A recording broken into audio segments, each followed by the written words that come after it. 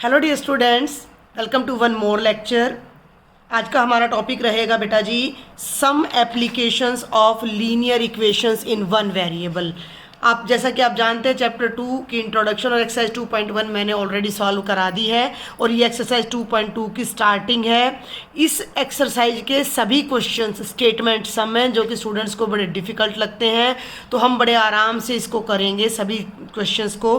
तो next example पर proceed करने से पहले मैं आपको एक और ये क्वेश्चन एज एन एग्जाम्पल यहाँ पर आपको दिया गया है, उसको डिस्कस करना चाहूँगी।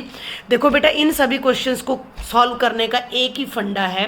First of all read the statement very carefully, और जब तक वो स्टेटमेंट आपके माइंड में सेट ना हो जाए you should not proceed to solve the question. Clear है? ये है sum of two numbers is 74। हमें कहा गया है कि दो नंबर्स का जो सम है, एडिशन है, जोड़ है, वो 74 है। वन ऑफ द नंबर्स, दिए गए नंबर्स में से जो एक नंबर है, ध्यान से सुनना, one of the numbers is 10 more than the other. जो एक नंबर है वो दूसरे नंबर से 10 ज़्यादा है। Clear? Find the what are the numbers. ये हमारा भाई क्वेश्चन है कि हमें दो नंबर्स फाइंड करने हैं, उन दोनों नंबर्स का सम 74 है। पहली कंडीशन कि अगर एक नंबर रफ में बता रही हूँ मैं x है, दूसरा y है, तो बेटा जी दोनों का सम 74 है। और कोई एक नंबर दूसरे से 10 ज़्यादा है, मान लो y को ही ले लें तो वो x से 10 ज़्यादा है। अगर किसी स्टूडेंट को ये स्टेटमेंट, ये लॉजिक समझ आ गया, then there is nothing in this question. ठीक है? वट आर द नंबर्स, हमें नंबर्स लेने हैं, तो हमने मान लिया let first number is x। अब प्रॉब्लम है सेकंड नंबर की। सेकंड नंबर को हम y z नहीं ले सकते हैं क्यों? Because we are doing the topic linear equations in one variable, तो हमें एक ही वेरिएबल चाहिए, वो हमने x ले लिया। अब ये क्या कहता है? One of the numbers is 10 more than the other.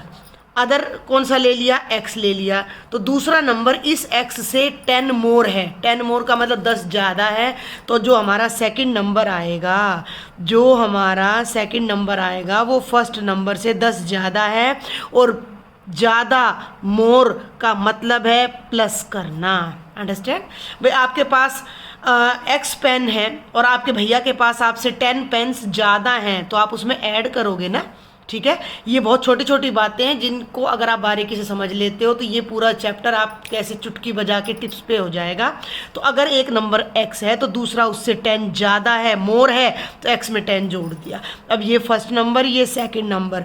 According to question, ये जो मैंने एब्रीविएशन लिखी है, अकॉर्डिंग टू क्वेश्चन दोनों नंबर्स का जो सम है वो कितना है? 74 है। तो हम यहाँ लिखते हैं सम ऑफ टू नंबर्स, इज की जगह इक्वल टू लगाया 74। फर्स्ट नंबर है आपका।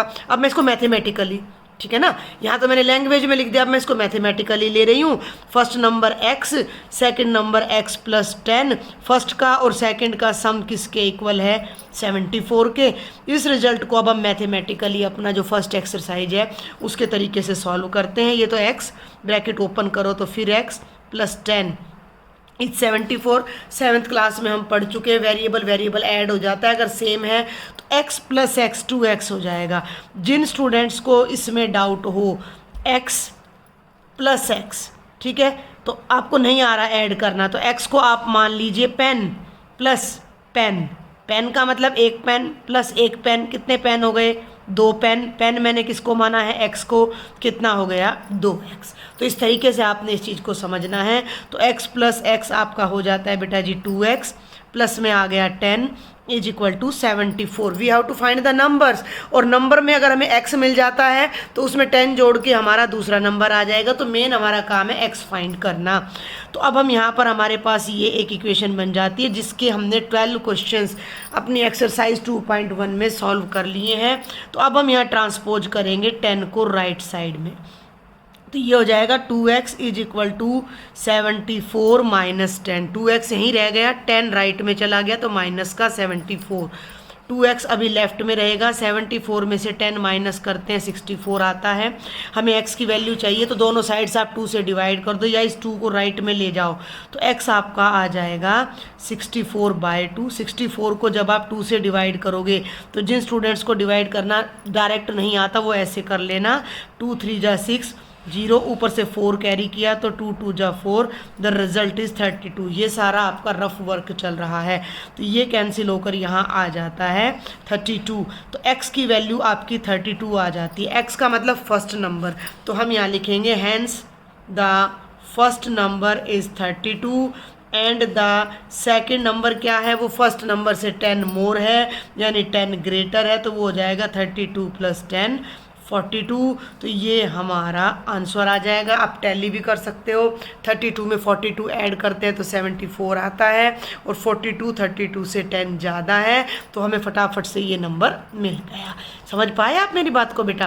देखो स्टेटमेंट को 2 बार तो एटलीस्ट ट्वाइस आपने रीड करना है, 3 बार 4 बार भी अगर आपको रीड करना पड़ता है, there is no problem at all. जब ये कहानी है, ये गेम है, ये गेम के रूल जब आपके माइंड में बैठ जाएंगे तो इस गेम को सॉल्व करना, इसको विन करना आपके लिए बिल्कुल मुश्किल नहीं होगा। तो हमने फर्स्ट नंबर सपोज किया, सेकंड उससे 10 ज़्यादा है, दोनों का सम 74 है। हमने यहाँ अपना एल्जेब्रा लगाकर एक्स की वैल्यू फाइंड की, और जैसे ही हमें एक्स मिला वैसे ही हमें सेकेंड नंबर भी मिल गया। Now I am going to solve example number 5 for you. Example number 5 की स्टेटमेंट क्या है? What should be added to twice the rational number -7/3 to get 3/7? एक बार तो स्टेटमेंट को आपने रफली रीड कर लेना है, ठीक है? अब थोड़ा आराम से स्टडी करते रीड करते हैं। What should be added to twice the rational number -7/3 to get 3/7? अब थोड़ा रुक रुक के पढ़ा है मैंने स्टेटमेंट को। व्हाट शुड बी एडेड, क्या ऐड करें, क्या? जब ये क्या आ जाए ना मैथ में तो उस क्या को x मान लो, ठीक है? बात समझ आ रही है? हमने वहाँ पूछा था व्हाट आर द नंबर्स, तो नंबर्स को मैंने x माना था, ठीक है? जो अननोन टर्म है उसी को हम x या y लेते हैं। तो व्हाट शुड बी एडेड, तो मान लिया x को ऐड करना है, किस में ऐड करना है? To twice the rational number -7/3। जो ये रैशनल नंबर है -7/3, इसके ट्वाइस में, इसके डबल में, इसके दुगने में क्या ऐड करें टू गेट 3/7 की हमारा आंसर 3/7 आ जाए। हमारे इस स्टेटमेंट के मैंने 3 पार्ट्स किए। व्हाट शुड बी एडेड, क्या ऐड करना है? मान लिया x ऐड करना है। To twice the rational number, इस रैशनल नंबर के ट्वाइस में भाई इसके डबल में कितना ऐड कर दें कि ये आंसर आ जाए। क्लियर है? तो अब मैं इसको आपको सॉल्व कराती हूँ। पहले आपने लिखना है कि जो रैशनल नंबर आपको गिवन है वो क्या है। तो गिवन रैशनल नंबर इज -7/3, इसका कर दो ट्वाइस, तो इस नंबर का जो ट्वाइस हो जाएगा वो 2 × -7/3, 2 से 3 कैंसिल नहीं होता, 7 2 जा 14, वो हो जाएगा -14/3। ये हो गया ट्वाइस ऑफ द नंबर। इस नंबर का ट्वाइस तो ये हो गया। अब इसमें क्या ऐड करें? Let x should be added, let x should be added to -14/3। ये थोड़ा आपको अब यहाँ लिखना पड़ेगा। Let x should be added to -14/3। तो अकॉर्डिंग टू क्वेश्चन हमारा रिजल्ट क्या आता है? जब हम x को इसके डबल में ऐड करें, यानी जब इन दोनों को ऐड करें तो हमारा आंसर 3/7 के इक्वल आएगा। यानी कि x प्लस -14/3, इन दोनों का जो सम है वो किसके इक्वल आएगा? 3/7 के। अब हमें इस इक्वेशन को सॉल्व करना है। इसके लिए मैं एक बार पेज को टर्न करती हूँ। आई होप यहाँ तक आपको समझ आया है। Let given rational number is -7/3, twice of the number ये हो गया। इसके ट्वाइस में क्या ऐड करें? वो x ऐड करते हैं, तो वो x ऐड करने से जो रिजल्ट है वो 3/7 आ रहा है। अब हमें x को फाइंड करना है, तो ये हमारा टारगेट इक्वेशन है जिसे हमने सॉल्व करना है। तो ये इक्वेशन मैंने लास्ट पेज से यहाँ पर नोट कर ली है और अब हम इसे सॉल्व करते हैं। बड़े ध्यान से आपने देखना है कि पहले ना इसको ब्रैकेट को मैं एक बार ओपन करना चाहूँगी ताकि आप कंफ्यूज ना हो। तो x plus minus 14/3 is equal to 3/7 is equal to 3/7। ठीक है बेटा। तो यहाँ अब आपने ये ध्यान देना है कि हमें x की वैल्यू फाइंड करनी है, तो अदर देन x जो भी टर्म यहाँ है उसे आप राइट साइड में ले जाओ। ठीक है, क्लियर है आपको। तो ट्रांसपोजिंग है ना, क्या ट्रांसपोज करते हैं, ट्रांसपोजिंग जो ये पूरी टर्म है -14/3 कहाँ ट्रांसपोज कर रहे हैं, राइट हैंड साइड में। तो x को तो लेफ्ट में ही रखा, इक्वल टू यहीं 3/7 भी राइट में, और ये माइनस का था तो ये हो गया +14/3। तो ये आ गया x इज इक्वल टू 3/7 + 14/3। दोनों का डिनोमिनेटर सेपरेट है, तो डिनोमिनेटर को एक करने के लिए हमें एलसीएम लेना पड़ता है। ये दोनों प्राइम नंबर्स हैं, 7 और 3 एक दूसरे की टेबल में नहीं आ रहे, तो जो हमारा एलसीएम होगा वो इन दोनों की प्रोडक्ट हो जाएगा। 7 3 जा 21। अब एलसीएम कैसे सॉल्व किया जाता है कि ये जो 21 आया इसको 7 से डिवाइड करो, तो 7 3 जा 21, 3 आंसर आया, उस आंसर को न्यूमरेटर से मल्टीप्लाई कर दो, 3 3 जा 9 प्लस 21 को 3 से डिवाइड करना है, तो 3 की टेबल में 7 पे आता है तो हमारा आंसर आएगा 7। ठीक है ना, ये रफ में करा रही हूँ भाई मैं। 21 को 3 से डिवाइड करो तो हमारा जो आंसर आएगा 7 आएगा, और उस आंसर को न्यूमरेटर से मल्टीप्लाई कर दो। न्यूमरेटर है 14, 14 को 7 से मल्टीप्लाई करो तो ये आएगा 98। क्लियर है। तो अब बहुत ही आसान है, 98 + 9 नहीं ऐड करना आए तो ऐसे कर लो, 9 + 8 17 और ये 10, तो 107/21 ये हमारा नंबर आएगा। ये वो नंबर है जिसे हम गिवन नंबर के ट्वाइस में ऐड करते हैं, देन वी विल गेट 3/7। फिर भी बेटा अगर आपको कोई डाउट रहता है तो आपने मुझे कमेंट बॉक्स में राइट करना है। मैंने आपके लिए एक व्हाट्सएप ग्रुप बनाया है, उसको आप ज्वाइन करें। And if you like my lectures then please subscribe my channel and share with your maximum friends. This is example number 6 बेटा। The perimeter of a rectangle is 13 centimeter and the width is 2:3/4 centimeter. Find its length. हम एक छोटा सा rectangle यहाँ पर draw कर लेते हैं रफ में ही, ठीक है। और इसकी जो विड्थ है, जो चौड़ाई है वो हमें दे रखी है 2:3/4, ये होती है विड्थ।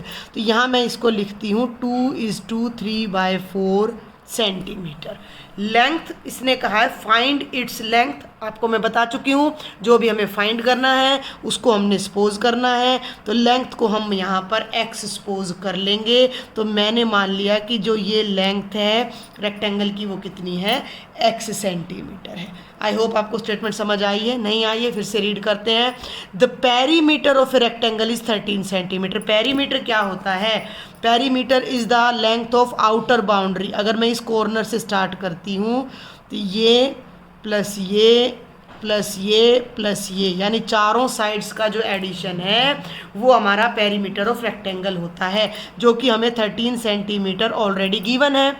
रेक्टेंगल की विड्थ गिवन है, लेंथ गिवन नहीं है। तो हमने मान लिया लेट, जो भी चीज़ अननोन है उसको सपोज करना है सबसे पहले एक वेरिएबल में। Let the length of rectangle is x centimetre. ठीक है, ब्रेड्थ या विड्थ दोनों एक ही वर्ड को डिनोट करते हैं, तो ब्रेड्थ ही लिख दिया मैंने, वैसे यहाँ विड्थ भी आ सकता है। वो कितनी है, 2:3/4 सेंटीमीटर। इस मिक्स्ड फ्रैक्शन को आपने सिंपल फ्रैक्शन में कन्वर्ट करना है। वो हम कैसे करते हैं, 4 को 2 से मल्टीप्लाई करते हैं, 4 2 जा 8, जो आंसर आता है उसमें ये न्यूमरेटर ऐड करते हैं, +3 11। समझ गए ना, इन दोनों को मल्टीप्लाई किया, 4 2 जा 8, जो रिजल्ट आया उसमें 3 ऐड किया, 11/4 सेंटीमीटर हमारी क्या आ जाती है, विड्थ आ जाती है। विड्थ को मैं ले लेती हूँ W से। अब हमें ये पता है कि पेरीमीटर 13 सेंटीमीटर है, तो पेरीमीटर, हमें पेरीमीटर का फॉर्मूला अब यहाँ याद होना चाहिए। Perimeter of rectangle is 13 centimetre. तो पेरीमीटर का फॉर्मूला क्या होता है, 2, देखो मैंने आपको क्या बताया, पेरीमीटर को देखो याद ना रहे ना किसी बच्चे को, ये length plus breadth plus length plus breadth, 2 बार लेंथ और 2 बार ब्रेड्थ को जोड़ दो तो पूरी आउटर बाउंड्री यानी कि पेरीमीटर ऑफ रेक्टेंगल आ जाएगा। तो 2 times of length plus breadth हमारा जो होता है, बी ले लो, बल्कि इसको बी नॉर्मल चलता है, 2 इंटू एल प्लस बी होता है, जो कि कितना हो गया 13। आप लेंथ प्लस विड्थ भी लिख सकते थे, इनसे कोई फ़र्क नहीं पड़ता। समझ आया ना, ये लेंथ 2 बार तो ये जुड़ेगी, ये विड्थ या ब्रेड्थ और 2 बार ये जुड़ेगी। तो 2 इंटू एल का मतलब लेंथ कितनी है, x है, बी ब्रेड्थ कितनी है, 11/4 है, इज इक्वल टू 13। ये आपके पास एक इक्वेशन बनती है जिसे अभी हमने सॉल्व करना है, तो हम अभी उसे सॉल्व करते हैं। अब देखो, इस पूरी इक्वेशन के बाहर ये 2 मल्टीप्लाई हो रहा है, तो इस 2 को हम राइट साइड में ट्रांसपोज कर देते हैं, और जो नंबर लेफ्ट में मल्टीप्लाई होता है वो राइट में जाकर डिवीजन में चला जाता है। तो यहाँ पर केवल ये ब्रैकेट रह जाएगी, x प्लस 11/4, राइट में 13 है, 2 डिनोमिनेटर में आ जाएगा। आप यहाँ लिख दो डिवाइडिंग बोथ साइड्स बाय 2, दोनों साइड्स हमने 2 से डिवाइड कर दिया, तो यहाँ तो 2 कैंसिल हो गया, यहाँ 13/2। अब ये लास्ट क्वेश्चन की तरह हमारी इक्वेशन बन जाती है, x plus 11/4 is equal to 13/2। 11/4 को अब राइट साइड में ट्रांसपोज कर दो, तो x is equal to 13/2 minus 11/4। अब आप यहाँ लिख दीजिए ट्रांसपोजिंग 11/4 है ये to the right hand side. अब फिर से हमारे पास वही क्वेश्चन आ जाता है एलसीएम वाला, तो x इज इक्वल टू 2 और 4 एक दूसरे की टेबल में आते हैं, तो ऐसे नंबर्स का एलसीएम हम कैसे निकालते हैं, 2 लिखते हैं, 4 लिखते हैं और प्राइम फैक्टर करते हैं। 2 से डिवाइड होगा, 2 1 जा 2, 2 2 जा 4। अब आगे 1 प्राइम नंबर नहीं होता, ध्यान रखना, तो 2 पे गया तो ये 1 तो 2 की टेबल में आता नहीं, तो यहाँ तो 1 लिख देंगे, और 2 1 जा 2, जब लास्ट में 1 1 आ जाए तो हम डिवीजन ख़त्म कर देते हैं, और इन दोनों की जो प्रोडक्ट है, इन दोनों डिवाइजर की 2 2 जा 4 हमारा एलसीएम आ जाएगा। तो मैंने यहाँ लिख दिया 4 को 2 से डिवाइड करती हूँ तो 2 आएगा, और 2 को इस न्यूमरेटर से मल्टीप्लाई करती हूँ तो 13 2 जा 26, माइनस 4 को 4 से डिवाइड करिए 1 आएगा, 1 को 11 से मल्टीप्लाई करें 11 आएगा।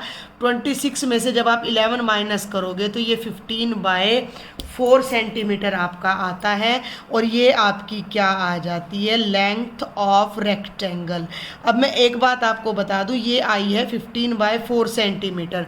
आपकी जो विड्थ है वो फ्रैक्शन में, मिक्स्ड फ्रैक्शन में दे रखी है, तो इसको भी आप ना मिक्स्ड फ्रैक्शन में बदल लेना। तो मिक्स्ड फ्रैक्शन में हम कैसे बदलते हैं, 15 को 4 से डिवाइड कर लीजिए, ठीक है, 4 3 जा 12, 5 में से 2 माइनस किया तो 3 इज टू 3/4, ये 3 आगे लगता है, ये 3/4, ये हमारा मिक्स्ड फ्रैक्शन आ जाता है। तो ये हो जाएगा 3 इज टू 3/4 सेंटीमीटर। तो बेटा जी ये 3 क्वेश्चंस मैंने 3 एग्जांपल्स आपको समझाए हैं। इनमें कोई भी अगर आपको डाउट है तो मुझे आप कमेंट बॉक्स में लिखें, इनकी अच्छे से प्रैक्टिस करें। बाकी एग्जांपल्स मैं नेक्स्ट लेक्चर में लाती हूँ। If you like my lectures then don't forget to share with your friends and subscribe my channel. Thank you.